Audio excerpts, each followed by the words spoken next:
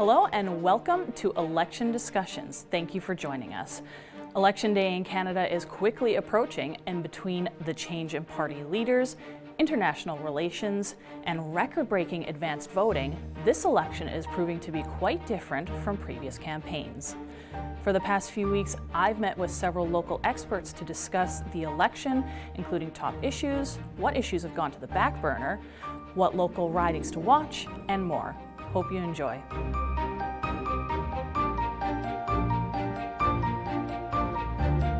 Well, it depends on who you ask. Things are not going well for the NDP and probably are going much better for the Liberals, considering where they started, and are probably going mediumly okay for the Conservatives, who are having to make up ground that they previously thought they probably would not have to. It's certainly not what we would have expected 6 months ago. Obviously, the Liberals look like they were finished, toast, done, and then a lot of things changed, and suddenly they seem to be in a much stronger position. They could win a majority government. They look like they're relatively strong, or maybe in a position to potentially pick up some seats here in Manitoba. The Conservatives still, have a pretty healthy amount of support, and they'll obviously do well in their strongholds here in Manitoba, and they should be competitive in Winnipeg, but does not look at all like it would have looked a few months ago. Partly that's because of the in Quebec, the seat-rich Quebec, we've had a drop in support from the Bloc Québécois, so the Liberals have picked up a lot of support that way. But also elsewhere in Canada, the NDP has dropped quite a bit, and so the Liberals are benefiting from that. So it's been a real roller coaster. It's two things. Number one is Justin Trudeau stepping down. I think a lot of people were kind of tired of Trudeau. They were tired of the way that he governed, the way that he communicated, and they were frustrated and looking for a change. And so that in and of itself, I don't think would have guaranteed that the Liberals would have the sudden reversal in fortune. But the other big thing and huge factor is what happened in the U.S. During this campaign, of course, Trump was inaugurated early this year. He's come forward with his fulfilling his promises of tariffs and other things, and talking about Canada's sovereignty not being as secure as we would like. So there have been things happening in this election that we did not expect a few months or 6 months ago. So now the ballot question is not should there be a change. The ballot question has increasingly become is if there's change or not, is what is the state stability? How can we protect the stability of our economy and the sovereignty of the country? You're seeing a lot of interest in the election. We're seeing record numbers of advanced voters. It definitely speaks to the fact that I think Canadians recognize this election as a pivotal one. I think a lot of Canadians are taking time to reflect on the economy, our relationship with the United States, and that's weighing in their decision as to where they're going to mark their X on the ballot.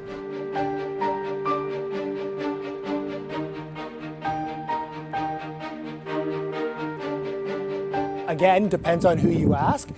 When we look at survey results of younger Canadians, they're much more concerned with sort of immediate tangible issues such as housing prices, wages, inflation, state of the economy, those types of issues. And when we ask older Canadians, particularly those over the age of 60 or so, they're much more concerned with these tariffs and Mr. Trump.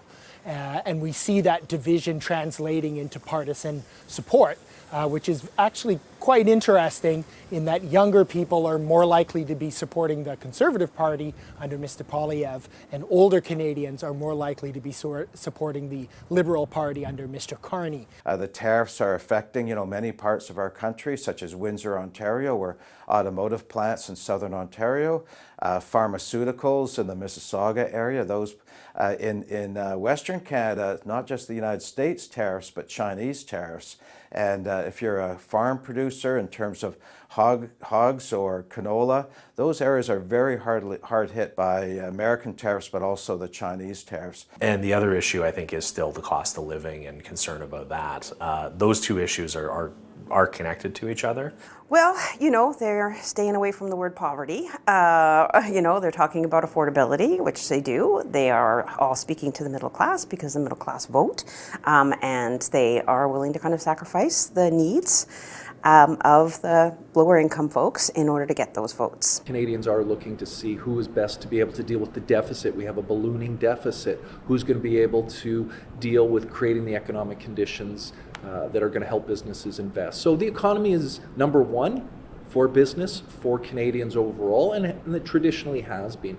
Other issues that have dominated, I mean, there's a long list of issues that Canadians have, but what we're seeing, of course, is housing, cost of living, affordability. These are issues that impact Canadians, businesses.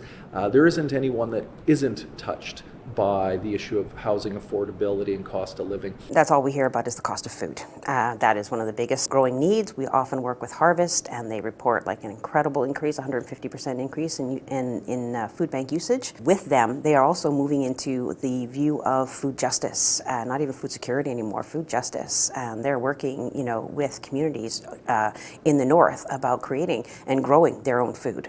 So that is where we need as a society to go. Is to not rely on the stopgap measures and actually get ahead of the problem. People were concerned about the cost of living and the state of the economy and that sort of thing beforehand. And like I said, the Conservatives really, I think in many ways, try to channel that frustration that people were having in terms, and trying to also blame it specifically on Trudeau, specifically on the carbon tax. One of the interesting things that's also really shifted is, younger people seem to be more open to the Conservatives and really, kind of buying that, into that message about that, essentially that Canada in some ways is broken because, they can't afford a home and can't afford other, sorts of things, and, really kind of, struggling and that sort of thing. And so the Conservatives, I think, have tapped into that and, talked about that issue quite a bit. And that's resonated with a lot of younger people in particular. The other thing that's been happening is, of course, the regular issues of homelessness, drugs on the street. We know the Conservatives have played a very strong card in terms of crime control. Also, carbon tax.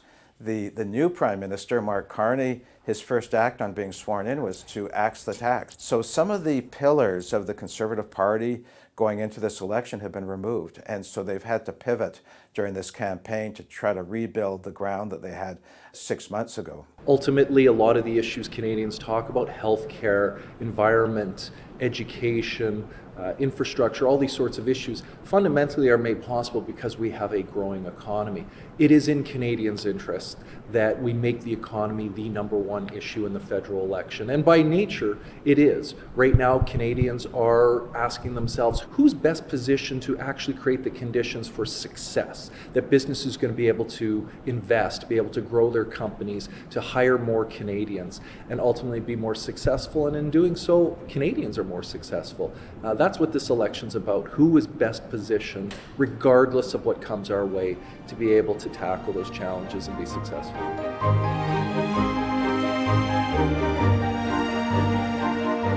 There's a few, and they've changed a bit since, certainly since December. It was kind of a different conversation.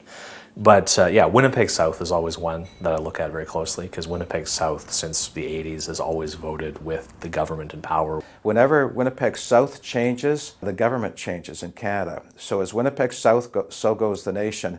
So I'm watching that. I'm also watching some of the NDP ridings.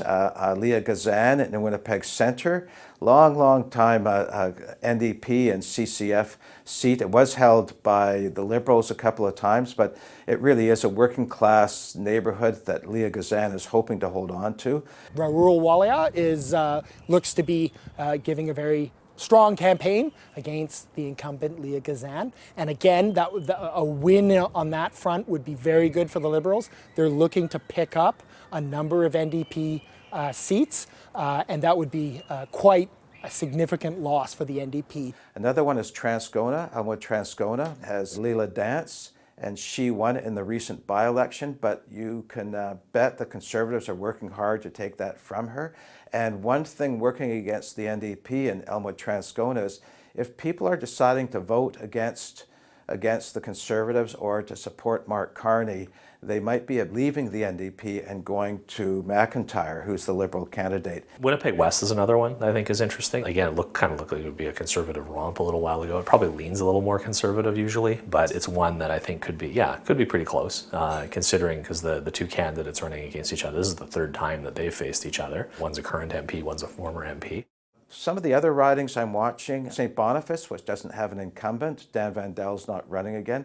I want to see that, whether that'll be held by the Liberals. Winnipeg, in many ways, is a microcosm of Canada. We have suburbs, we have working class neighborhoods, we have areas with lots of new Canadians. So I would say Winnipeg is the area to look at.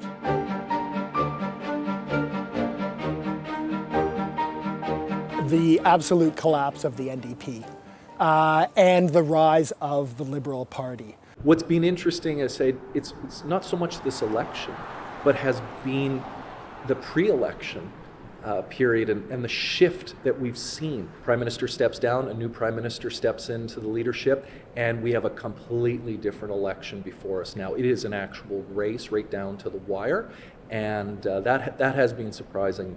I guess my answer is sadly no. It's we're hearing the same old thing from the parties, and at least the two that are either expected to form government. I think at the beginning of the campaign there was a lot of discussion around, okay, like, you know, what do things mean and where are things going and what's kind of the, you know, bigger, broader vision, you know, especially when we're dealing with this situation or potentially having the U.S. annex us. And the dynamics of the race and kind of what we expected are just, yeah, totally different than we would have thought 3 or 4 months ago.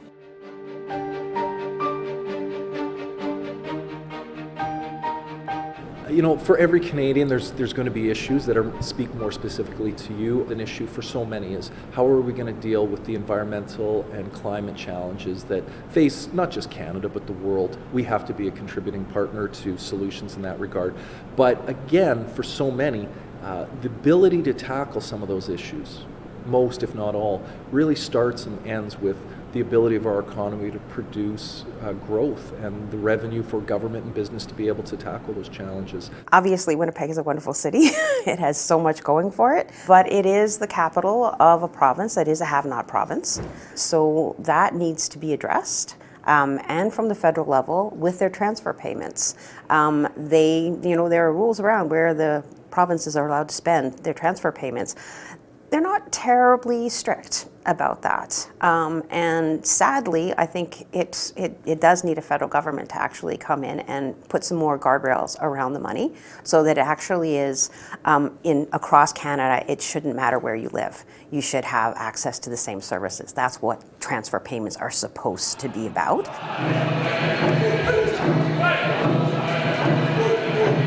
I would say reconciliation and First Nations issues haven't been at the forefront like they were in 2015. I would say another area is climate change. We aren't hearing much about pollution and sustainability and things like that. And I know all the parties have that in their platforms and some of their promises, but it's not at the forefront, like issues like affordability or dealing with tariffs and things, or energy. I would like to see more of a concern for Canada itself and a real recognition that we need to be acting in our own national interest on the world stage. We're looking after our economic interests, and we're recognizing that we're in a competitive global economy and that we need to focus on things that we have advantages in, and those would be oil and gas, agriculture, mining, and the like, and that we really need to develop those resources and the wealth that they create, and recognize that being overly dependent on the United States as our only export market is a huge and unacceptable risk. You know, it's a big issue, but like also it's something that the federal government doesn't really kind of have a direct hand in. But I mean, there hasn't really been a ton of discussion about healthcare and I know it's a provincial issue, and I know it's something that is always front and center in any campaign, especially the last provincial election. But there hasn't really been any. I'm a little surprised that there hasn't been more discussion about what could the federal government's role be in that, because I mean it is something that people are consistently concerned about. We have to fight against the weaponizing of anger. People have a right to be angry. You know, they are suffering. You know, there are wealth distribution is ridiculous. And our governments, neither liberal or conservative, have addressed that at all. So people are angry at that, but then that anger is being turned by those same politicians against the wrong people.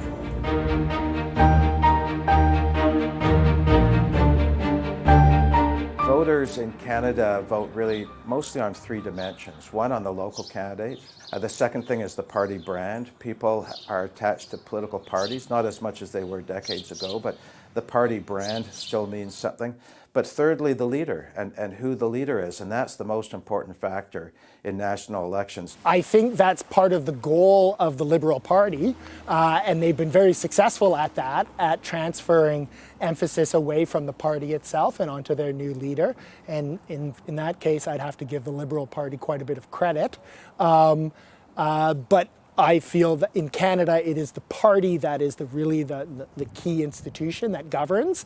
And so in my view, I'm more likely to support parties that represent my interest than I am a leader. It's hard to kind of measure exactly what that is. I think the leader does drive that decision quite a bit, especially for people who don't have really firm allegiances and kind of will, vote for different parties and switch around. If you're a conservative and you tend to vote conservative, I mean, the leader's not really going to make a huge difference in terms of whether you vote for them or not.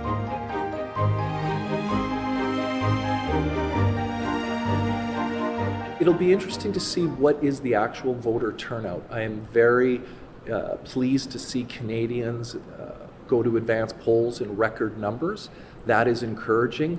One of the things we're seeing globally is threats to democracy in other nations, in former democracies, and those that purport to be democracies but otherwise are more dictatorships.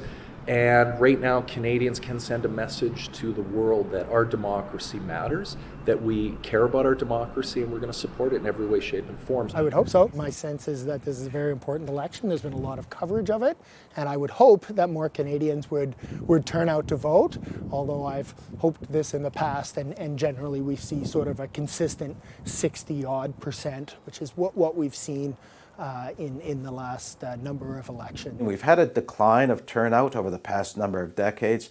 2015 it went up, and then it continued going down afterwards.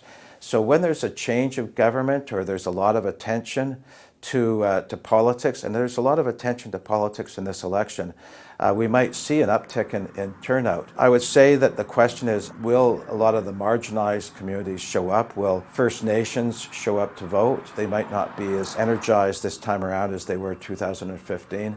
And will young adults show up to vote? I wouldn't be surprised if it's a bit higher, just because it's sort of being perceived as a bit more of a high-stakes election, and people do seem to be paying attention to it more and engaged a little bit more. But what that actually translates into in practice, like, is it just a few percentage points more, or is it like a massive spike? I think it might be a few percentage points more than what we've seen. If you haven't voted already, please make sure on Election Day you do go vote.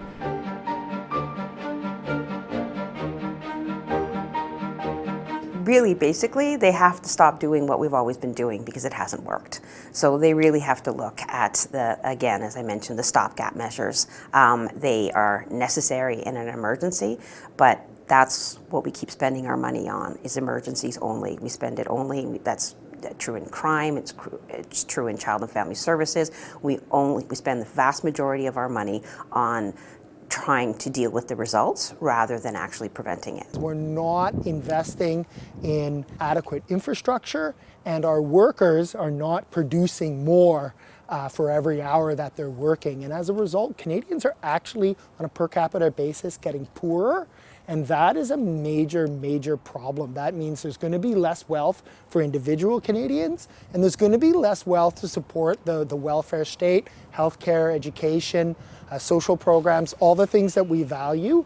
And that is a major problem, and it's a structural problem and a long-term problem, and it will have profound consequences for all Canadians. And of course, it'll have very profound consequences for the poorest of Canadians, who are continue to really suffer. One of the things that I think has been a challenge for governments, regardless of political stripe, is wrapping their minds around the future of Canada's cities. The reality is we have a lot of focus on other areas, healthcare, education, but when we take a look at our economic engines in this country, they are primarily located in our urban centers, but we really don't even have a national urban strategy.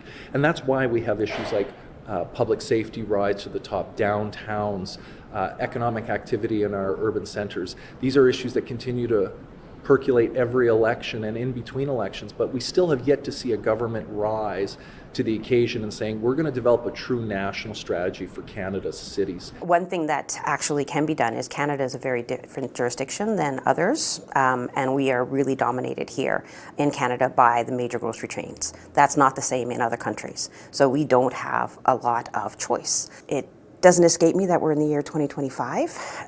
One of the reports that we do annually here is the Campaign 2000 report card to end child and family poverty. The reason why it's called Campaign 2000 is because in 1989, they said they were going to end child poverty in Canada by the year 2000. And then they did nothing about it.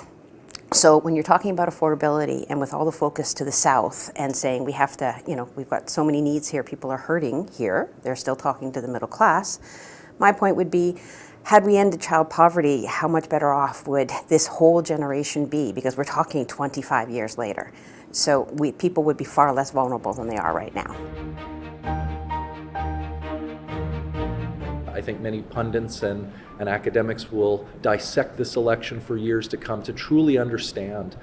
But I think that's also being healthy, that it shows that Canadians are open-minded, that they will consider shifts and changes in policy and leaders and so forth, that we're not so ideologic and dogmatic that we will vote party regardless of the situation. I think that's healthy for democracy, that every vote is in play and people are willing to consider options in the moment, as opposed to just, again, being ideologically bent. Again, just emphasize, please get out there and vote. I can't stress that enough. Every vote matters.